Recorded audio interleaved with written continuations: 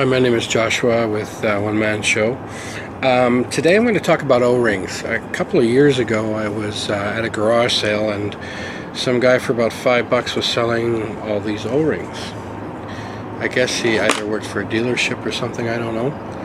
But I have amassed myself a bunch of O-rings. I live in Canada, so I mean, there's a place called KMS Tools, Princess Auto, Canadian Tire, where you can get, these boxes with all kinds of sizes of O-rings. I use them a lot, and I'll show you why. If you're into the craze of, getting manual lenses, getting adapters for your Panasonic cameras, which I have, and I love to film with them, is I've purchased, you get addicted to it, purchased different lenses. I'm going to show you two of them here. I've got both their Fujian, a black one and a silver one, 35mm. This is a 1.6, this is a 1.7 lens, and I've got fairly fat, chunky hands, right? So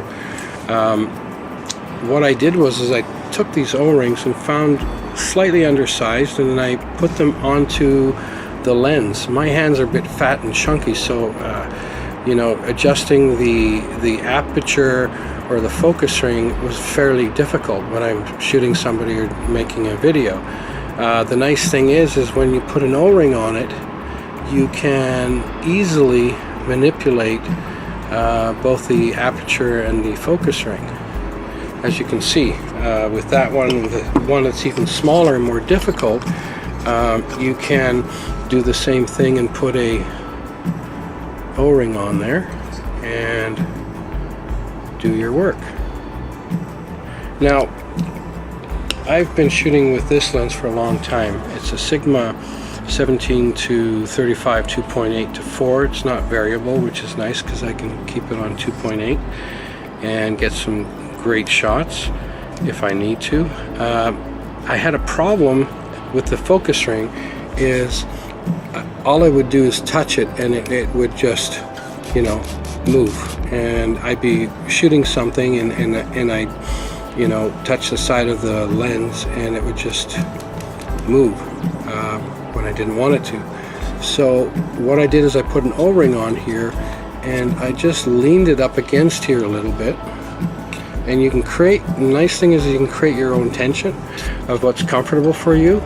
And what this does is now you can feel that it has a nicer kind of movement, so when you're focusing you're not going to, if you find that spot, it's not going to slip past it. Also with the aperture, I put a small O-ring in here as well, that allows my hands to have easier access of using my aperture ring instead of digging underneath the lens of the camera to try and get to it.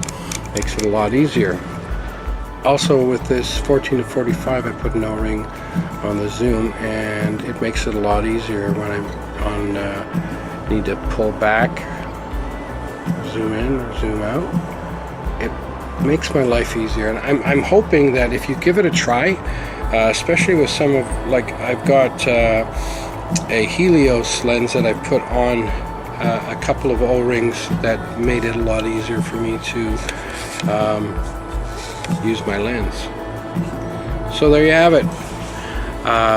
Any comments, questions, or observations, let me know in the information below, and if you like this video, let me know. Thanks.